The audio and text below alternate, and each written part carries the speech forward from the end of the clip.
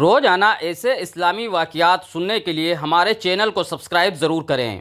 دوستوں، ایک صحابی اللہ کے نبی کے پاس آئے اور کہنے لگے، یا رسول اللہ، میرا ایک پڑوسی ہے، اس کی کھجور ٹیڑھی ہو کر میرے گھر کے آنگن میں جھکی ہوئی ہے۔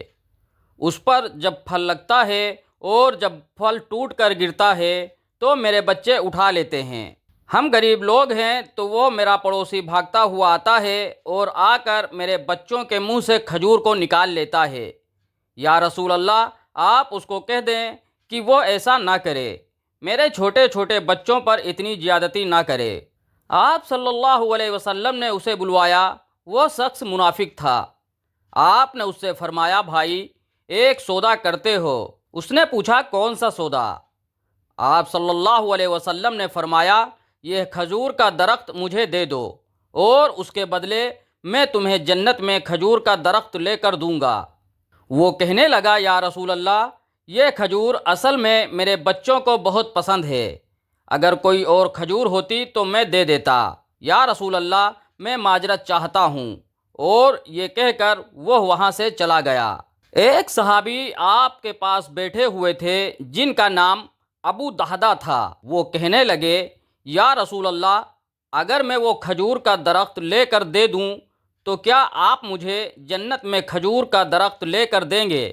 آپ نے فرمایا، ہاں، تم مجھے یہ درخت لے کر دے دو، اس کے بدلے میں تمہیں جنت میں کھجور کا درخت لے کر دوں گا۔ وہ صحابی اٹھے اور اٹھ کر اس منافق کے پیچھے چلے گئے اور اس آدمی سے مل کر کہا، اے بھائی، ذرا میری بات تو سنو، آپ اپنا کھجور کا درخت کتنے میں بیچو گے؟ اس نے کہا، جب میں نے اللہ کے نبی کو نہیں دیا تو تمہیں کیسے دے دوں گا؟ انہوں نے کہا، اچھا بھائی، منہ سے بولو تو صحیح، کتنے پیسے لوگے؟ تو اس نے اپنی جان چھڑانے کے لیے ان صحابی سے کہہ دیا کہ آپ اپنا سارا باغ مجھے دے دو اور یہ ایک کھجور کا درخت لے لو۔ ان صحابی کے باغ میں 600 کھجور کے درخت تھے۔ ان صحابی نے کہا، ٹھیک ہے، یہ کھجور کا درخت کسی اور کو نہ دینا۔ اس نے کہا، ٹھیک ہے۔ پھر وہ صحابی کہنے لگے کہ وعدے کے پکے ہو، سودے سے پھرو گے تو نہیں؟ اس نے کہا، میں پاگل ہوں کیا جو میں مکر جاؤں گا؟ مجھے ایک کھجور کے درخت کے بدلے 600 کھجور کے درخت مل رہے ہیں۔ انہوں نے کہا، مجھے منظور ہے، تیرا کھجور کا درخت میرا ہوا اور میرا سارا باغ تیرا ہوا۔ ابو دہدہ گئے، باغ کے باہر کھڑے ہو گئے اور اس باغ کے اندر بھی داخل نہ ہوئے، اور جیب میں جو پیسے تھے وہ بھی نکال کر زمین پر ڈال دیے اور کہا، یہ بھی باغ کی کمائی ہے اور اس باغ کا تو میں نے اللہ کے نبی سے جنت کے بدلے سودا کر دیا ہے۔ اور پھر جا کر اپنی بیوی کو آواز دے کر کہا، باہر آ جاؤ، یہ باغ اب ہمارا نہیں ہے، اس باغ کا اللہ کے نبی کے ساتھ سودا کر آیا ہوں۔ آپ کی بیوی نے جب اللہ کے نبی کا نام سنا تو وہ بھی بچوں کو لے کر باغ سے باہر آ گئیں اور کہا، تم نے بہت خوبصورت سودا کیا ہے۔ حضرت ابو دہدہ اللہ کے نبی کے پاس گئے اور کہا، یا رسول اللہ، میں نے سودا کر لیا ہے۔ آپ نے فرمایا، ابو دہدہ، کیسا سودا؟